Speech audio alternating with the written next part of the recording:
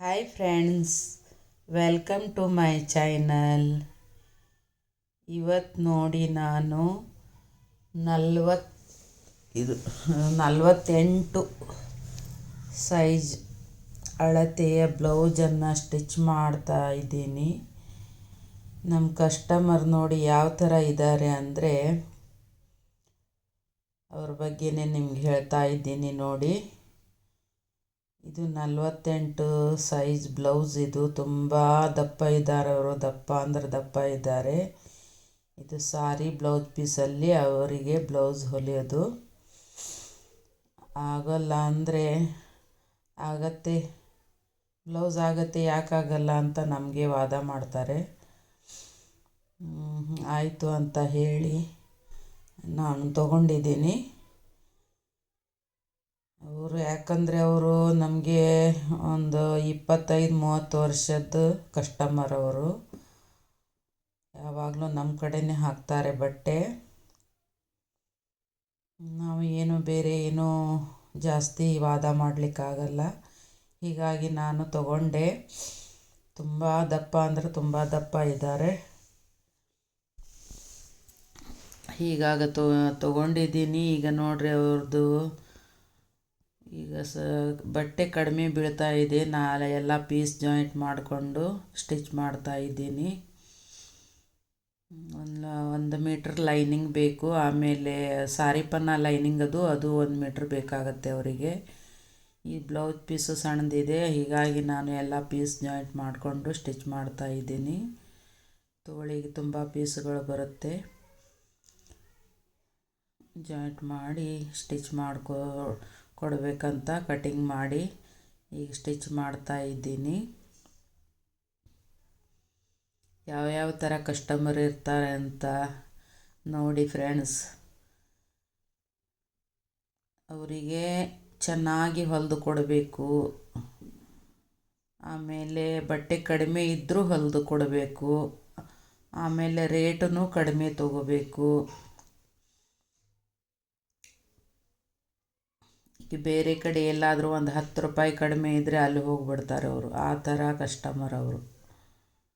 ಈಗ ಇಷ್ಟು ವರ್ಷದಿಂದ ನನ್ನ ಕಡೆನೇ ಹೊಲಿತಾ ಇದ್ದಾರೆ. ಈಗ ನಮ್ಮ ಏರಿಯಾದಲ್ಲಿ ಇನ್ನೊಬ್ಬರು ಈಗ ಟೇಲರ್ ಬಂದಿದ್ದಾರೆ. ಟೇಲರ್ ಅಂದರೆ ಪಿಕೋ ಫಾಲ್ ಅಷ್ಟೇ ಮಾಡ್ತಾರೆ ಅವರು. ಅವರಿಗೆ ಮತ್ತು ಕಸ್ಟಮರ್ ಬೇಕಲ್ಲ ಹೀಗಂತ ಹೇಳಿ ಅವರು ಸಾರಿ ಫಾಲ್ನ 50 ರೂಪಾಯಿ ಅಂತೆ ಮಾಡಿಕೊಡ್ತಾರೆ.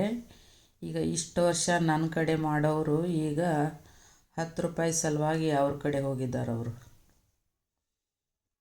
ನಾನು 60 ರೂಪಾಯಿ ತೊಗೊಳ್ತೀನಿ ಪಿಕೋ ಫಾಲಿಗೆ.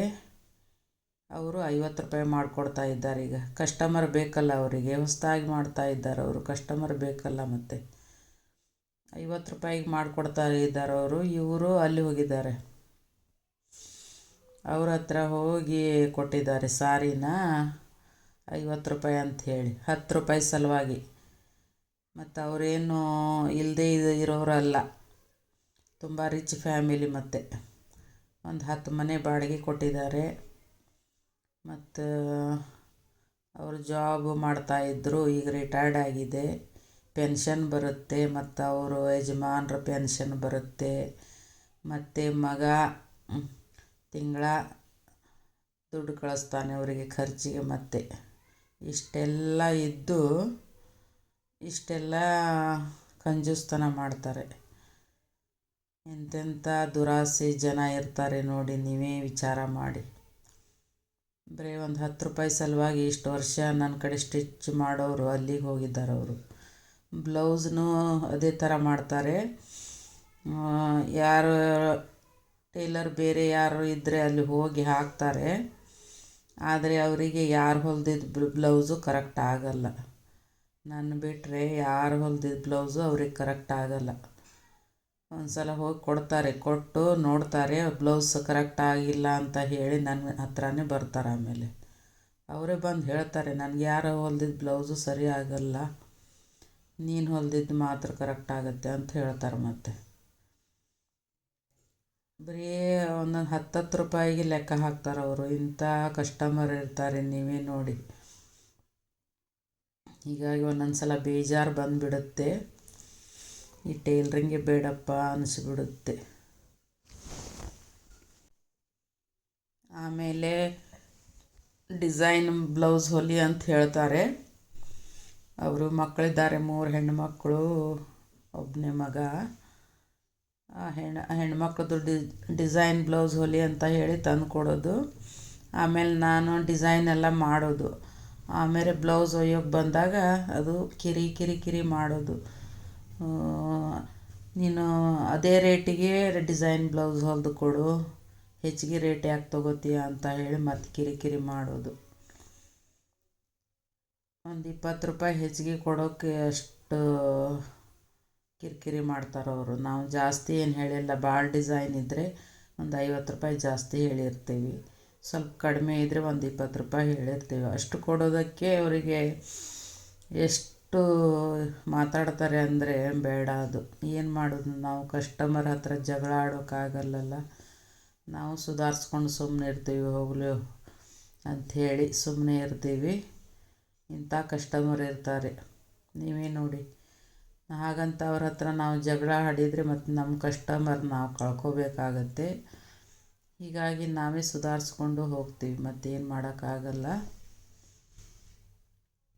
ನಿಮ್ಗೆ ಯಾಕೆ ಹೇಳ್ತೀನಿ ಅಂದರೆ ಈ ಥರ ಎಲ್ಲ ಕಸ್ಟಮರ್ ಇರ್ತಾರೆ ಅಂತ. ನಾನು ಈಗ ತಾನೇ ಶುರು ಮಾಡಿರ್ತಾರಲ್ಲ ಎಷ್ಟೋ ಜನ ಟೈಲ್ರಿಂಗು, ಅವರಿಗೆಲ್ಲ ಇದು ಅನುಭವ ಇರಲ್ಲ. ಯಾಕಂದ್ರೆ ನಾವು ತುಂಬ ವರ್ಷ ಆಯಿತು, ನಮಗೆ ಎಲ್ಲ ಥರ ಅನುಭವ ಆಗಿಬಿಟ್ಟಿದೆ ಟೈಲ್ರಿಂಗಲ್ಲಿ, ಇಂತೆಂಥ ಕಸ್ಟಮರ್ ಇದ್ದಾರೆ ಅಂಥೇಳಿ. ಮತ್ತು ಇನ್ನೊಂದು ಮಾತು ಏನಂದರೆ, ತುಂಬ ಪರಿಚಯದವರು ಇದ್ದ ಮೇಲೆ ನಾವು ಏನು ಜಾಸ್ತಿ ಮಾತಾಡೋಕ್ಕೂ ಆಗಲ್ಲ. ಒಂದೇ ಏರಿಯಾದಲ್ಲಿರೋರು ಅಂದಮೇಲೆ ನಾವು ಜಾಸ್ತಿ ಕಿರಿಕಿರಿ ಮಾಡೋದಕ್ಕಾಗಲ್ಲ. ಯಾಕಂದರೆ ದಿನ ಬೆಳಗ್ಗೆದವ್ರ ಮುಖ ನಾವು ನೋಡ್ತೀವಿ, ನಮ್ಮ ಮುಖ ಅವ್ರು ನೋಡ್ತಾರೆ. ನಾವು ಆ ಥರ ಮಾಡಿಕೊಂಡು ಕೆಟ್ಟವರಾಗಿ ಇರೋದಕ್ಕೂ ಆಗಲ್ಲ. ಮತ್ತು ನಮಗೆ ಏನಂದರೆ ಕಸ್ಟಮರ್ ಬೇಕು. ನಮಗೆ ಕಸ್ಟಮರ್ ಇಲ್ಲ ಅಂದರೆ ನಮ್ಮದು ನಡಿಬೇಕಲ್ಲ. ಹೀಗಾಗಿ ನಾವು ಜಾಸ್ತಿ ಯಾರ ಹತ್ರನೂ ಮಾತಾಡೋಕ್ಕೂ ಆಗಲ್ಲ. ಈಗ ಡಿಸೈನ್ ಬ್ಲೌಸ್ ಹೊಲಿಬೇಕಂದ್ರೆ ನಮಗೆ ಈ ಸಾದಾ ಬ್ಲೌಸು 2 ಬ್ಲೌಸ್ ಆಗುತ್ತೆ, ಡಿಸೈನ್ ಬ್ಲೌಸು 1 ಬ್ಲೌಸ್ ಆಗುತ್ತೆ. ಅಷ್ಟು ಟೈಮ್ ನಾವು ಡಿಸೈನ್ ಸಲುವಾಗಿ ನಾವು ಟೈಮ್ ಇದು ಮಾಡಬೇಕಾಗತ್ತೆ. ಅದೆಲ್ಲ ಅವರು ಅರ್ಥನೇ ಮಾಡ್ಕೊಳ್ಳಲ್ಲ. ಹೇಳಿದರೆ ಆಗುತ್ತೆ ಹೊಲಿದು ಕೊಡು ಅಂಥೇಳಿ ನಮಗೆ ಇದು ಮಾಡ್ತಾರೆ. ಹೋಗಲಿ ಬಿಡು ಅಂಥೇಳಿ ನಾವು ಸುಮ್ಮನೆ ಇರ್ತೀವಿ. ಮತ್ತು ಇನ್ನೊಂದು ಮಾತು ಏನಂದರೆ, ಈಗ ತಮ್ಮನಷ್ಟಕ್ಕೆ ತಾವು ಹೊಲ್ಕೊಂಡು ಸುಮ್ಮನೆ ಹೋಗಲ್ಲ. ಮತ್ತು ಏನು ಮಾಡ್ತಾರೆ, ಈಗ ಬೇರೆದವರು 10 ರೂಪಾಯಿ ಕಡಿಮೆ ತೊಗೋತಾರೆ ಅಂದರೆ ಎಲ್ಲರಿಗೂ ಏರಿಯಾದಲ್ಲಿ ಎಲ್ಲರಿಗೂ ಹೋಗಿ ಹೇಳೋದು, ದಾರಿಗೆ ಬರೋರಿಗೆ ಹೋಗೋರಿಗೆಲ್ಲ ಹೇಳೋದು, ಅಲ್ಲಿ ನೋಡು 10 ರೂಪಾಯಿ ಕಡಿಮೆ ಮಾಡ್ತಾರೆ, ಅವ್ರ ಹತ್ರ ಹೋಗು, ಇವ್ರು ಜಾಸ್ತಿ ತೊಗೋತಾರೆ, ಇವ್ರ ಹತ್ರ ಹೋಗಬೇಡ, ಅವ್ರ ಹತ್ರ ಹೋಗು ಅಂಥೇಳಿ. ಅವ್ರಿಗೆ ಗೊತ್ತಿರಲ್ಲ, ನಮ್ಮ ಹತ್ರ ಬರೋರೇ ಇರ್ತಾರೆ ಅವರು ಕಸ್ಟಮರು. ಆದರೆ ಅವರಿಗೆ ದಾರಿಲಿ ನಿಂದಿರಿಸಿ ಅವರಿಗೆ ಹೇಳೋದು, ಅಲ್ಲಿ ಕಡಿಮೆ ತೊಗೋತಾರೆ ನೋಡು, ಅಲ್ಲಿಗೆ ಹೋಗು, ಅವರು ಮಾಡ್ತಾರೆ ನೋಡು, ಈಗ ಹೊಸ್ದಾಗಿ ಬಂದಿದ್ದಾರೆ ನೋಡು, ಅವರು ಮಾಡ್ತಾರವರು, ಅಲ್ಲಿಗೆ ಹೋಗು, ಕಡಿಮೆ ತೊಗೋತಾರವರು ಅಂತ ಹೇಳೋ ಕಸ್ಟಮರಿಗೆ ಹೇಳ್ಕೊಡೋದು. ಮತ್ತು ಅವರು ಏನು 10 ರೂಪಾಯಿ ಕಡಿಮೆ ಅಂದ್ಕೂಡಲೇ ಅಲ್ಲಿ ಹೋಗಿ ನೋಡ್ತಾರೆ. ಅವರು ಅಲ್ಲಿ ಹೋಗಿ ನೋಡಿದರೆ ಅವರಿಗೆ ಒಬ್ಬೊಬ್ಬರು ಮಾಡಿಸ್ಕೋತಾರೆ, ಒಬ್ಬೊಬ್ಬರಿಗೆ ನಮಗಲ್ಲಿ ಸರಿ ಆಗಲ್ಲ ಅಂತೇಳಿ ನಮ್ಮ ಹತ್ರನೇ ಬರ್ತಾರೆ. ಆ ಥರ ಕಸ್ಟಮರು ಇದ್ದಾರೆ. ಈ 10 ರೂಪಾಯಿ ಕಡಿಮೆ ಬಿಡೋ ಅಂತ ಹೋಗೋರು ಇದ್ದಾರೆ. ಈಗ ಏನಂದರೆ, ನಾವು ಕೆಲಸ ಯಾವ ಥರ ಮಾಡ್ತೀವಿ ಅನ್ನೋದನ್ನು ನೋಡಬೇಕು. ಯಾರು ಕೆಲಸ ಕರೆಕ್ಟಾಗಿ ಮಾಡ್ತಾರೆ ಅನ್ನೋದನ್ನು ಫಸ್ಟ್ ನೋಡಬೇಕು. ಕೆಲಸ ಕರೆಕ್ಟಾಗಿ ಮಾಡೋರಿಗೆ ಒಂದು 10 ರೂಪಾಯಿ ಹೆಚ್ಚಿಗೆ ಹೋದರೂ ಪರವಾಗಿಲ್ಲ ಅಂತ ಹೇಳಿ ಕೊಡಬೇಕು. ಆ ಥರನೂ ಕಸ್ಟಮರ್ ಇದ್ದಾರೆ ನನ್ನ ಹತ್ರ. ಒಳ್ಳೆಯವರು ಇದ್ದಾರೆ, ಕೆಟ್ಟವರು ಇದ್ದಾರೆ.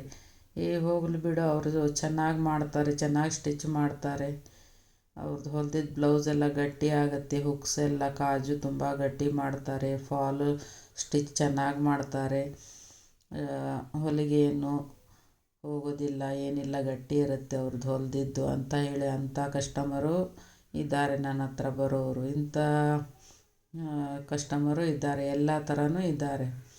ಆದರೆ ಜನ ಈ ಥರ ಇರ್ತಾರೆ ಅಂತ ನಾನು ನಿಮಗೆ ಹೇಳೋದಕ್ಕೆ ಅಂತ ನಾನು ಈ ವಿಡಿಯೋ ಮಾಡಿದ್ದೀನಿ. ಈ ಥರ ಕಸ್ಟಮರೆಲ್ಲ ಇರ್ತಾರೆ ಅಂಥೇಳಿ ನಾವು ಮಾತಾಡಿ ಅವ್ರ ಹತ್ರ ಚೆನ್ನಾಗಿ ಇರಬೇಕು. ಯಾರು ಕಸ್ಟಮರ್ ಕೆಟ್ಟವರೇ ಇರಲಿ ಒಳ್ಳೆಯವರೇ ಇರಲಿ ಎಂಥವ್ರಿದ್ದರೂ ಅವ್ರ ಹತ್ರ ನಾವು ಚೆನ್ನಾಗಿ ಮಾತಾಡಿಕೊಂಡು ಅವ್ರ ಹತ್ರ ಇನ್ನೊಬ್ರ ಹತ್ರ ಹೋಗದೇ ಇರೋ ಥರ ನಾವು ಅವ್ರ ಹತ್ರ ನಡ್ಕೋಬೇಕು.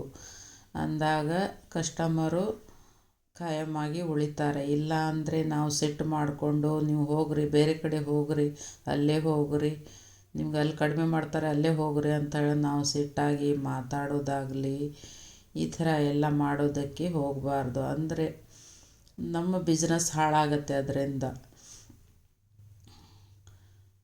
ನೀವೇ ಅವ್ರ ಹತ್ರ ಚೆನ್ನಾಗಿ ಮಾತಾಡಿಕೊಂಡು ನಾವು ಇಷ್ಟು ವರ್ಷ ಆಯಿತು ಹೊಲಿತಾ ಇದ್ದೀವಿ,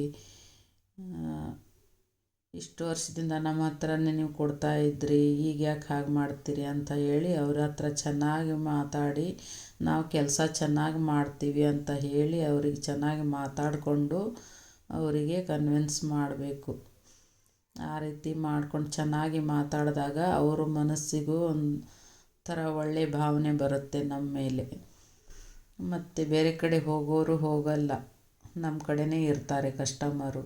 ಈ ಥರ ಮಾತಾಡಿಕೊಂಡು ನಾವು ಅವರಿಗೆ ನಮ್ಮ ಹತ್ರ ಬರೋ ಹಾಗೆ ಮಾಡ್ಕೋಬೇಕು. ಟೇಲ್ರಿಂಗ್ ಅಂತ ಒಂದೇ ಅಲ್ಲ, ಎಲ್ಲ ಬಿಸ್ನೆಸ್ಸಲ್ಲೂ ಈ ಥರ ಜನ ಇದ್ದೇ ಇರ್ತಾರೆ. ಪ್ರತಿಯೊಂದು ಬಿಸ್ನೆಸ್ಸಲ್ಲೂ ಈಗ ನಾವು ಜಾಬ್ ಅಂತ ಜಾಬ್ ಮಾಡ್ತೀವಿ, ಅಲ್ಲೂ ಕಿರಿಕಿರಿ ಇದ್ದೇ ಇರುತ್ತೆ. ಪ್ರತಿಯೊಂದು ಬಿಸ್ನೆಸ್ಸಲ್ಲೂ ಕಿರಿಕಿರಿ ಇದ್ದೇ ಇರುತ್ತೆ. ಈಗ ಪ್ರೈವೇಟ್ ಜಾಬ್ ಅಂತ ಕಂಪ್ನಿಗಳ ಜಾಬ್ ಹೋಗ್ತೀವಿ, ಅಲ್ಲಿನೂ ಕಿರಿಕಿರಿ ಇರುತ್ತೆ. ಪ್ರತಿಯೊಂದು ಕಡೆ ಕಿರಿಕಿರಿ ಇರುತ್ತೆ. ಇಷ್ಟು ಕೆಲಸ ಮಾಡಲೇಬೇಕು ಅವರು, ಒಂದು ದಿನಕ್ಕೆ ಇಷ್ಟು ಕೆಲಸ ಅಂದರೆ ಅಷ್ಟು ಕೆಲಸ ಮಾಡೇ ಮುಗಿಸ್ಬೇಕು. ಈ ಕಂಪ್ನಿ ಜಾಬ್ ಅಂತ ಹೇಳಿ ಹೋಗ್ತಾರೆ, ಬೆಳಿಗ್ಗೆ ಒಂದು 8 ಗಂಟೆಗೆ ಹೋದರೆ ರಾತ್ರಿ 10 ಗಂಟೆ 12 ಗಂಟೆ ಬರೋರು ಇದ್ದಾರೆ. ಆ ಥರ ಪ್ರಾಬ್ಲಮ್ ಎಲ್ಲದರಲ್ಲೂ ಇದೆ. ಆದ್ರೇನು ನಾವೇ ತಾಳ್ಮೆ ತಗೊಂಡು ಎಲ್ಲದನ್ನು ಸಹಿಸ್ಕೊಂಡು ಹೋಗಬೇಕು. ಅಂದರೆ ಒಂದಿನ ನಾವು ಒಳ್ಳೆಯ ದಿನ ಬರುತ್ತೆ ನಮಗೆ. ಇಲ್ಲ ಅಂದರೆ ನಾವು ಆಗೋದಿಲ್ಲ ಅಂತ ಹೇಳಿ ಬಂದರೆ ಯಾವುದೂ ಮಾಡೋಕ್ಕಾಗಲ್ಲ. ಪ್ರತಿಯೊಂದಕ್ಕೂ ತಾಳ್ಮೆ ಅನ್ನೋದು ಬೇಕು. ನಮ್ಮ ಮಾತು ಚೆನ್ನಾಗಿರಬೇಕು ಮತ್ತು ತಾಳ್ಮೆ ಬೇಕು.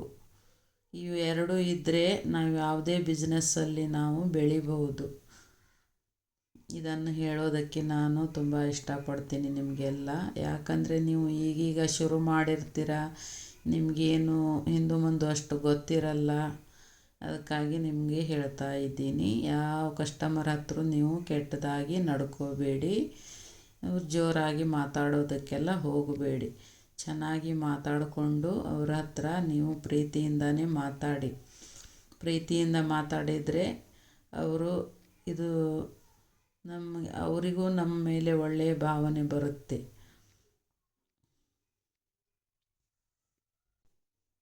ಈಗ ಸ್ಟಿಚಿಂಗಲ್ಲಿ ನೋಡಿ, ಏನಾದರೂ ಒಂದು ಸ್ವಲ್ಪ ಹೆಚ್ಚು ಕಮ್ಮಿ ಆದರೂ, ಏನಾದರೂ ಮಿಸ್ಟೇಕ್ ಆಗಲಿ, ಲೂಸ್ ಆಗಲಿ ಟೈಟ್ ಆಗಲಿ, ಅಲ್ಲಿ ನೀರಿಗೆ ಬೀಳುತ್ತೆ ಇಲ್ಲಿ ನೀರಿಗೆ ಬೀಳುತ್ತೆ ಅಂತ ಬರ್ತಾರೆ.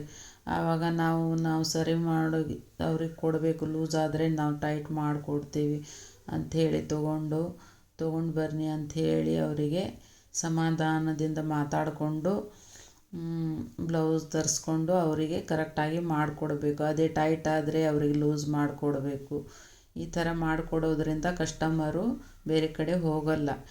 ಇಲ್ಲ ನೀವು ಬೇರೆ ಕಡೆ ಹೋಗಿ ಅಂತ ಡೈರೆಕ್ಟಾಗಿ ಮಾತಾಡಿಬಿಟ್ರೆ ಅವ್ರು ಹೋಗಿಬಿಡ್ತಾರೆ. ಅವರು ಮತ್ತೆ ತಿರುಗಿ ಬರಲ್ಲ ಅವರು. ಆ ಥರ ಮಾಡಿದರೆ ನಮ್ಮ ಕಡೆ ಕಸ್ಟಮರ್ ಯಾರೂ ಬರಲ್ಲ.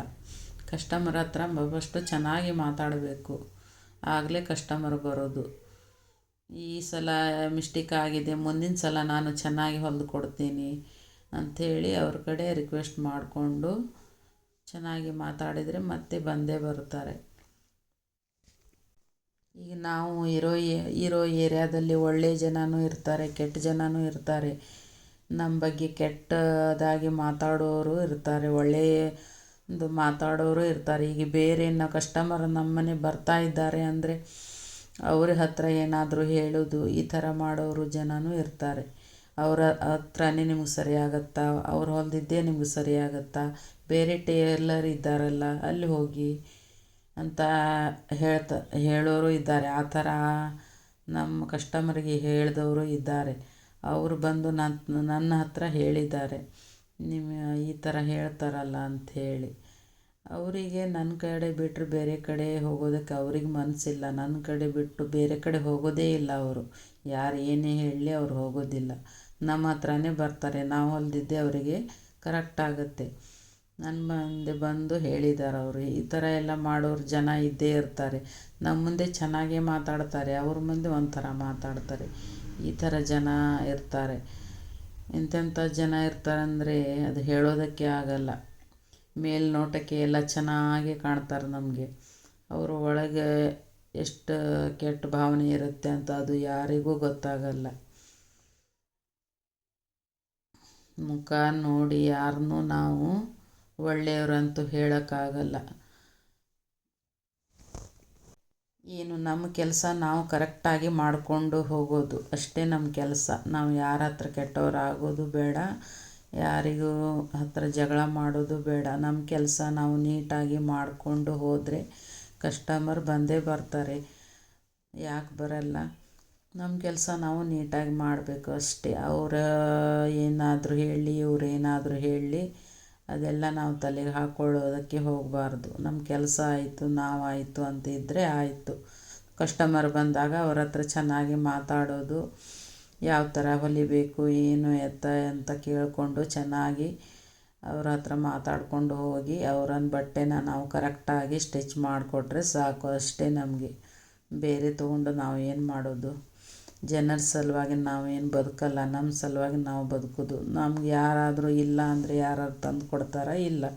ನಮ್ಮ ಜೀವನ ನಡಿಬೇಕಂದ್ರೆ ನಾವು ನಮ್ಮ ಬಿಸ್ನೆಸ್ ಮಾಡಲೇಬೇಕು ಅಷ್ಟೇ. ನಮ್ಗೆ ಮುಖ್ಯ ಆಗಿರೋದು. ಆ ಜನರ ಮಾತು ಕಟ್ಕೊಂಡು ನಾವೇನು ಮಾಡೋದಿದೆ? ಒಳ್ಳೆಯದು ಮಾತಾಡ್ತಾರೆ, ಕೆಟ್ಟದ್ದು ಮಾತಾಡ್ತಾರೆ. ಅಯ್ಯೋ ಪಾಪ ಅನ್ನೋರು ಇದ್ದಾರೆ, ಕೆಟ್ಟ ಮಾತಾಡೋರು ಇದ್ದಾರೆ, ಎಲ್ಲನೂ ಇದ್ದಾರೆ ಈ ಜನ.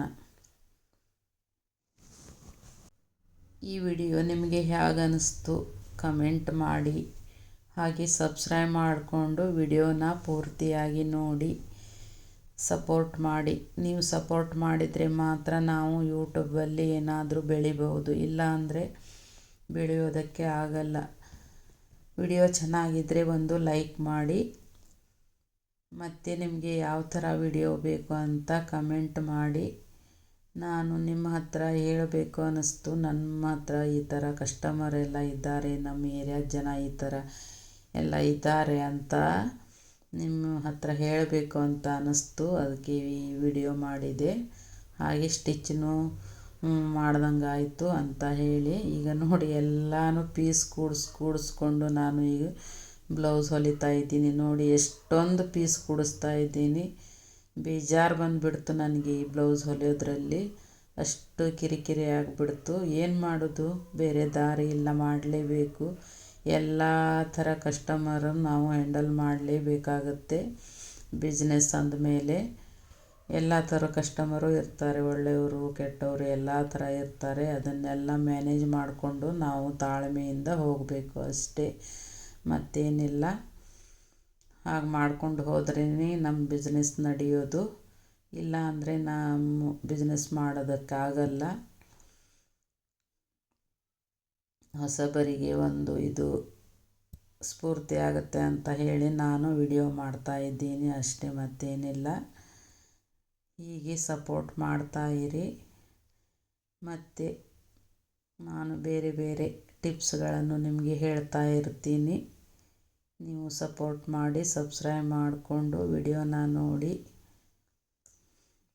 ಮತ್ತು ನಿಮಗೆ ಯಾವ ಥರ ವಿಡಿಯೋ ಬೇಕು, ಸ್ಟಿಚಿಂಗ್ ವಿಡಿಯೋ ಬೇಕಾ, ಟಿಪ್ಸ್ ಬೇಕಾ, ಯಾವ ಥರ ವಿಡಿಯೋ ಬೇಕು ಅಂತ ಹೇಳಿ, ವ್ಲಾಗ್ ಬೇಕಾ, ಯಾವ ಥರ ವಿಡಿಯೋ ಹಾಕಬೇಕು ಅಂತ ಹೇಳಿ. ನಮಸ್ಕಾರ. ಮುಂದಿನ ವಿಡಿಯೋದೊಂದಿಗೆ ಮತ್ತೆ ಬರ್ತೀನಿ.